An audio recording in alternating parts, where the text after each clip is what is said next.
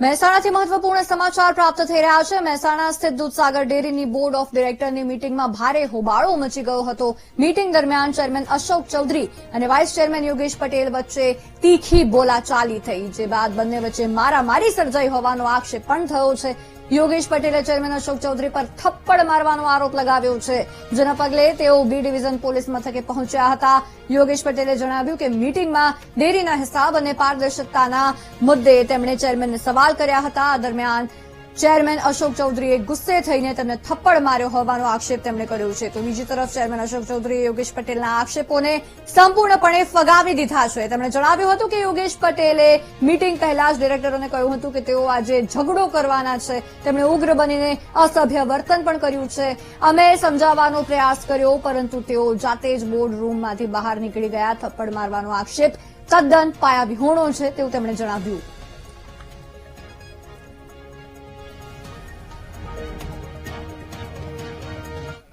ઘણા મહિનાથી તો ચર્ચા ચાલતી હોય છે વહીવટની બાબતમાં, અને આ વહીવટની અંદર અશોકભાઈ પોતાના અધિકારીને એમનું કીધું માનીને વહીવટ થોડોક લોચા જેવો લાગતો હતો, એટલે આજે મારી પસ્તરી કરતો હતો। તે ગરમ થઈ ગઈ અને મારા ઉપર હુમલો કર્યો। હુમલો કર્યા બાદ મારી જોડે કનુભાઈ એલ કે પટેલ હતા, એમને બચાવ્યો। દિલીપભાઈ ચૌધરી અને અશોક ચૌધરી બેને મારા ઉપર હુમલો કર્યો, અને અગાઉ પણ જયારે વાઇસ ચેરમેન બની બહાર નીકળ્યો ત્યારે એમના બધા સંબંધીઓએ, એમના ભાઈઓએ, એમની ટોળકીએ મને મારી નાખવાની પણ ધમકી અગાઉ આપી હતી। એ પણ મેં ચેરમેનને વાત કરી હતી કે આવું મને તમારા લોકો ધમકી આપી છે।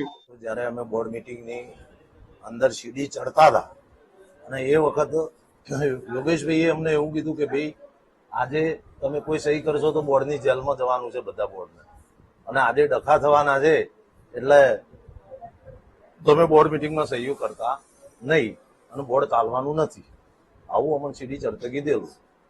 અને અંદર જાય ત્યાર પછી જે પણ ચેરમેન સાહેબ બધા ખુલાસા કરતા જ હતા વારંવાર, અને છેલ્લે એ લોકો બોર્ડ છોડીને જતા રહ્યા। આવો કે ઝઘડો થયો હોય, મારામારી થઈ હોય, તમે જોયું? ના,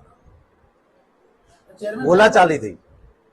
ચેરમેન સાહેબ ઉપર આક્ષેપ કરવામાં આવે એમાં બોલાચાલી અને અવિવેક વર્તન એમને કરી અને નીકળી ગયા। ભારતમાં જણાવવું છે કે દૂધસાગર ડેરીમાં 4.5 વર્ષથી સત્તા પરિવર્તન થયા પછી દૂધસાગર ડેરીના 2.5 લાખ જેટલા જે પશુપાલકો છે એ પશુપાલકોને દૂધના સારા ભાવ મળે, વર્ષના અંતે સારો ભાવ વધારો મળે, અને એ પ્રમાણેની કામગીરી કરવાથી આજે આ બધા જ પશુપાલકો ખૂબ ખુશ છે।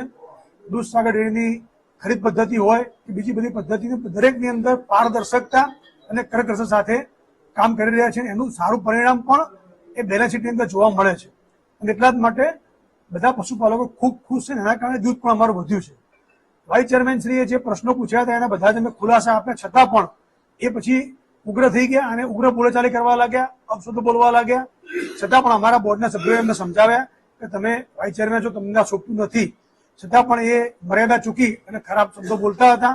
એ પછી બોલ્યા પછી અમે લોકોએ પણ એમને સમજાવ્યા પછી એ આ જે વાત કરે છે હાથ ઉપાડવાની બધી, એ બિલકુલ પાયાવિહોણી વાત છે।